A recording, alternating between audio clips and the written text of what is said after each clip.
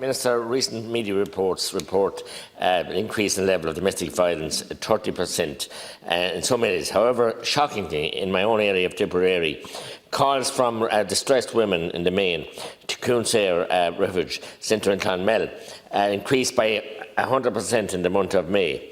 Calls went from 82 in January to a situation of 165 in May. This is very concerning. This is absolutely shocking statistics and goes to illustrate just how much the level of violence has increased during this lockdown. I mean, this lockdown has enormous impact on our economy, but our economy is one thing, but a human life from the cradle to the grave. Mental health, domestic violence, God knows what. So the sooner we get out of it, the better. Within the level of demand, the organisations they must be supported, Minister. They are heavily dependent on fundraising, and they couldn't do fundraising in recent times. And I want to compliment the hotel, our family, in John Allen and Liz Allen in Hotel Millennium in Clonmel, who held a number of concerts, drive-through concerts for different organisations, fundraisers. But the last one was for Coonsair in Clonmel, and a very enjoyable day was had by the volunteers there. And I want to salute also Geraldine Milan manager, and indeed Verona and in Breed and all the team at Coonsair and Clonmel. They do remarkable work. They normally have a song event, a singing event, a music event in September. I don't know if they can have it this year under the mattress in Clonmel, and they would expect to bring in 13, 14, 15,000. But it depends on the goodwill of the people, Minister, and the government should be doing this.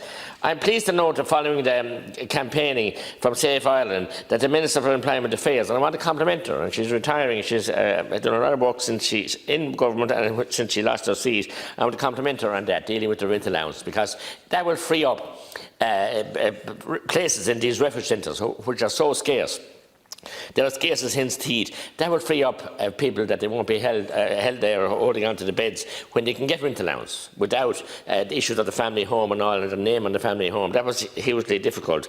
So as I said, the income support to women and children and urgent need of accommodation, Minister, is very, very serious. I also want to welcome the setting up of the Garda Special Operation Taoiseach on domestic abuse, and that is a great initiative. I want to salute, and in Tipperary there was huge take-up by the members, and we lost them from good other sections in our towns and Tipperary and Clonmel and different places, but they were willing.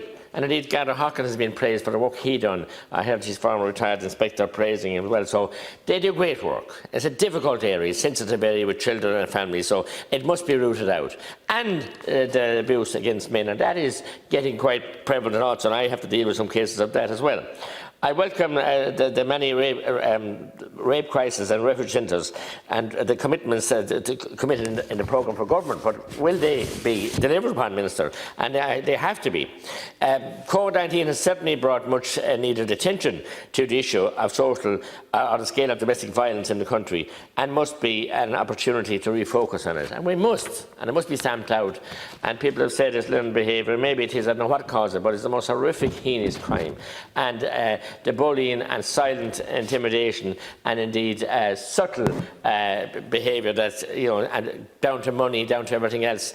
And it must be dealt with, Minister, and we need the resources to do it, because these rape crisis centres, and I speak about Coonsair in Clonmel, they are overwhelmed with work. They do tremendous work, and it's the only place that people have to turn to, and it takes huge courage.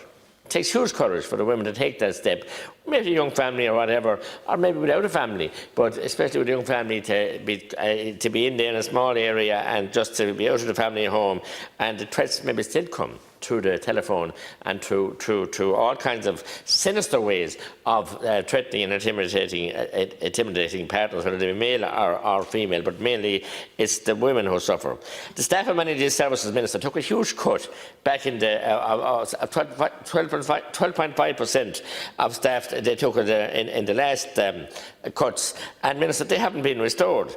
And despite numerous requests to TUSLA, this must be addressed, and as we move forward, because we can't expect them to continue providing that service day in, day out on that kind of cuts. I note in the programme of government you're not talking about any tax cuts now, but we'll have to see how far that gets us. But these people should be brought up to a decent level of service. They provide a tremendous service. You know it yourself.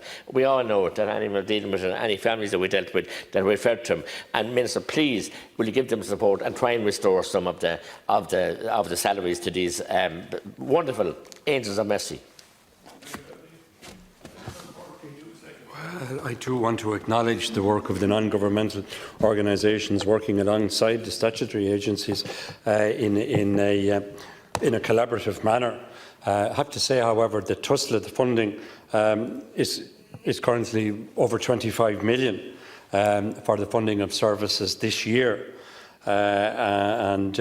Obviously, the work that's done by the organisations, as referred to by the Deputy, I would add in the Rape Crisis Network of Ireland, the Dublin Rape Crisis Centre, instrumental in the introduction of the Still Here campaign. I'm really grateful for their efforts, for the collaboration in that regard. Also, my department has been in a position to allocate additional funding to the sexual violence services, and I refer to the programme for government, which will ensure a statutory or an audit of all of the statutory services, which I would expect will be undertaken between now and the end of the year.